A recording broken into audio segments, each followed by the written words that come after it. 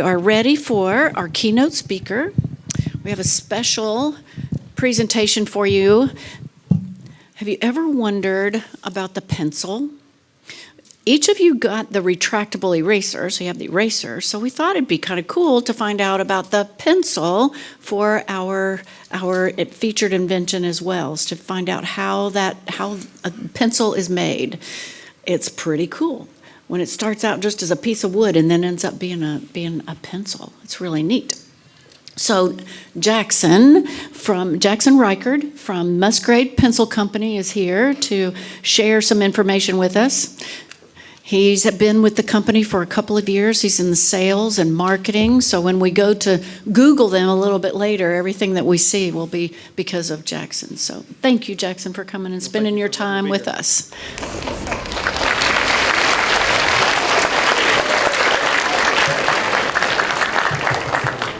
All right, well, I appreciate the opportunity to stand up here and talk with everyone on how a pencil's made. It's kind of a crazy thing. I never would have thought at 24 years old I would fall in love with the pencil company.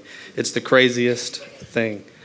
So we're going to get right into it. Some of the fun facts is Musgrave is the largest pencil manufacturer in the South. It's been family owned since 1916. It is just transitioned into its 5th generation of ownership, and we make roughly 80 to 90 million pencils a year, give or take. It's a lot of pencils.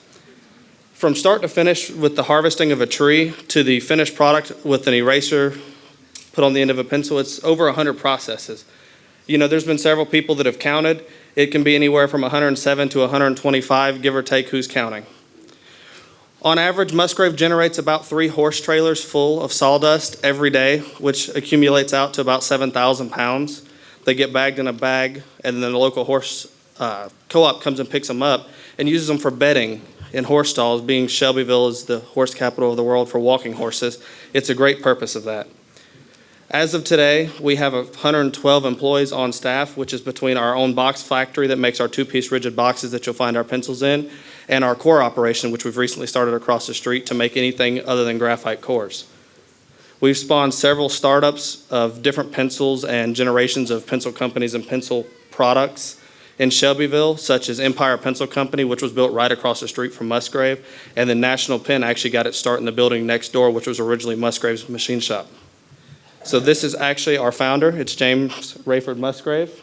He started Musgrave in 1916, and it was located in Shelbyville, one being his hometown, and the second reason would have been that at the time, the Middle Tennessee environment was full of eastern red cedar, especially fence posts from all the farms.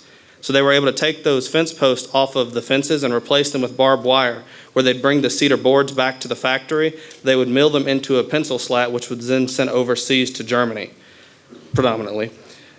So this would have been the lumber yard that you'd see, and then a slat mill. They would bring the slats inside and they would mill them into the perfect dimensions. It depended on specifications on the machines that they were running. Here's some more pictures of the original trucks that you would have seen outside, and more of the interior of the factory, which, by the way, we're still in the original building, which is really cool. This is the basic building block, so when I mention a pencil slat, this is what it looks like. It's 73 millimeters by 184 millimeters, and it's 5 millimeters thick. It takes 2 of those to make a pencil. So these are just some examples of shapes and sizes and ferrules and things like that. Most people have probably never heard the tell of a bridge pencil. We've got your standard round, your hex pencils that you see, and then some of your bigger pencils and carpenter pencils. These are all the colors that in any given day we could walk on the floor and just pick up. And then, you know, we do anything from carpenter pencils, add specialty. You'll see the TWA Hotel up here. You'll see Happy Birthday pencils, Bluebell ice cream that are actually scented, so you pick them up, it smells like strawberry or chocolate or vanilla. Then you'll have, we do a set of colored pencils that is also scented, so you can actually pick them up, and when you start writing with them, it'll release the scent of whatever that pencil is. We just recently, newest machine in the entire building is a digital inkjet printer. It basically sprays whatever you're wanting to print onto the surface of anything you put under it. So whether that be pencils, erasers, it'll spray any 4-color image on top of them, which is the newest machine in the factory by about 50 years. We have 6 computers on the production floor and only one's hooked up to a computer. So it's pretty crazy. These are just some of the core grades. It's kind of funny when people get to talking about a number 2 pencil, no one really knows what exactly a number 2 is. So it is the dead center of that chart. So when you see HB, B, and F, those are what are your 2 grades. So you'll actually have a 2B and a 2H. HB is considered the dead center. That is what they consider a standard number 2 pencil when it comes to state testing.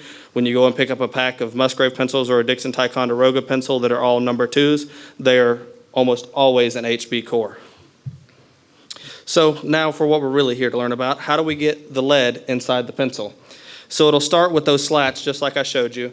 And in the case of this diagram, we're making round or hex-shaped pencils. So that slat will have 9 grooves put in one side through a grooving machine, and then there's a wheel that will lower the cores into the slat, and then there's another slat that will slide on top of it and seal it together, which then creates what we call the pencil sandwich. That pencil sandwich has to sit clamped under pressure for 24 hours, and after that it'll go through a shaping machine, which will go through, cut the top half of the pencil sandwich, drop it out, cut the bottom half, and then you'll get finished pencils on the other side that'll go from there straight to painting. Then after they're painted, they'll get whatever kind of design printed on them. They'll get the ferrule and eraser put on, and then away they go. So here's an example of a groove slat. This is a carpenter pencil slat, so it does only have 5 grooves in it opposed to 9. But here's 2 sandwiches set right next to each other. You'll see the one on the left is going to have 9 cores in it if you count across, and then the one on the right is half shaped, so it's got the half shape before it's been split into 5 completed pencils. So for example, I'll show you what that process looks like. That very first machine is going to be the original groover. It'll run through there. It'll align 9 or 5 grooves or even 7 grooves depending on the shape of the pencil we're making. It'll go